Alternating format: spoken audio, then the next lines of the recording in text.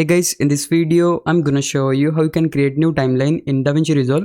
It's pretty easy. All I have to do, just click on media pool option at the top, and here in the empty area, we need to hit right click, then choose timelines over here, and you should be able to see the option for create new timeline. You can simply click on that to create new timeline. You can also name it whatever you like, but for instance, I'm gonna name it timeline 2 and simply gonna hit the option create, and that we will able to create the timeline 2 or new timeline.